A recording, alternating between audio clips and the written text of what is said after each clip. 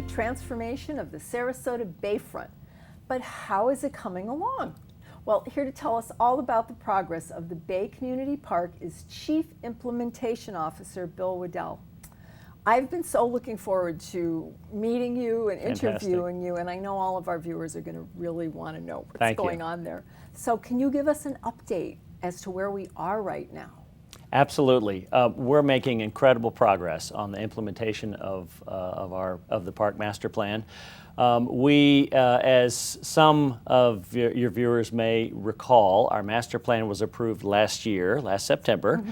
We had our long-term partnership agreement approved in April, unanimously, of this year. That's excellent. It's fantastic. And then last week we took a big step and had sort of our next step in the site plan approval process unanimous at the City Commission. And so we're now engaging on sort of the next round of site plan applications and building permits.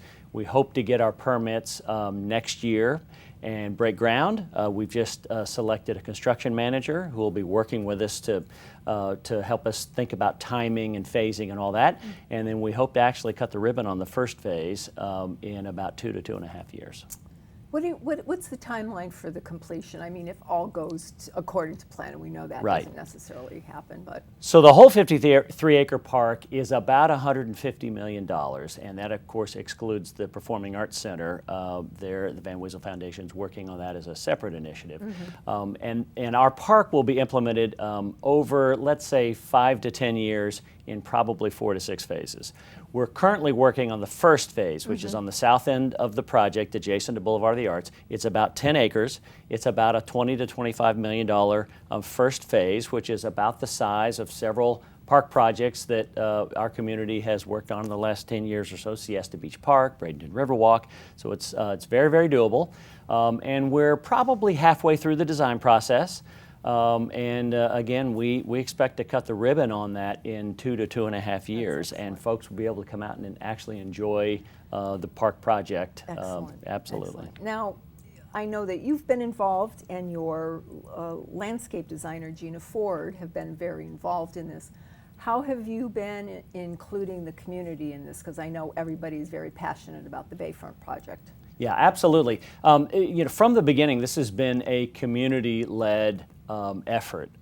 We have worked very hard on behalf of the city. The city owns all the land. We'll own all the land in perpetuity. Our nonprofit organization, the Bay Park Conservancy, our responsibility, among other things, is to ask the community, the public, what they want to see on this public park, and then for us to make recommendations to the city on what we hear, and the City Commission ultimately decides everything that will be implemented, and then our organization will fundraise for and implement in phases, and then ultimately operate the park. And park conservancies, this is a trend that's been happening over the last few decades around the country.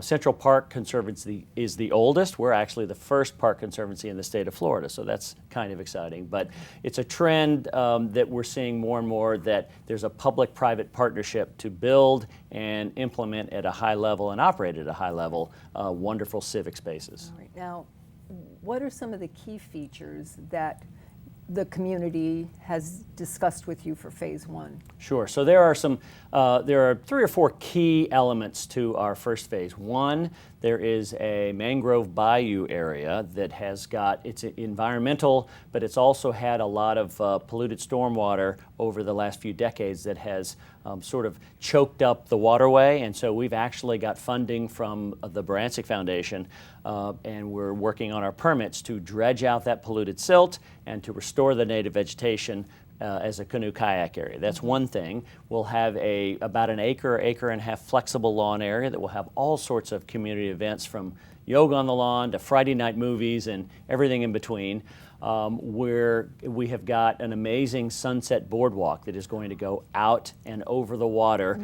One of the top things we heard in all of our polling is that the community wants to get out over the water, experience these amazing sunsets we have 300 times a year. And so that will allow folks to experience that. And then we're going to make this a living learning laboratory where we test educational events, science events, food and beverage events, and see what resonates with the community, and then apply that as we build the park out in phases. Awesome, awesome. Now, So phase one, you said approximately $25 million for phase one. How is that being raised, Bill?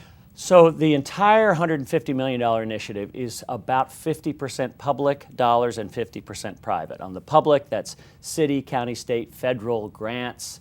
On the private side, philanthropy. We've got all 5 foundations that have donated and will continue to donate as a part of our initiative. The first phase is going to be primarily philanthropy, probably 75 or 80%, and we're well on our way.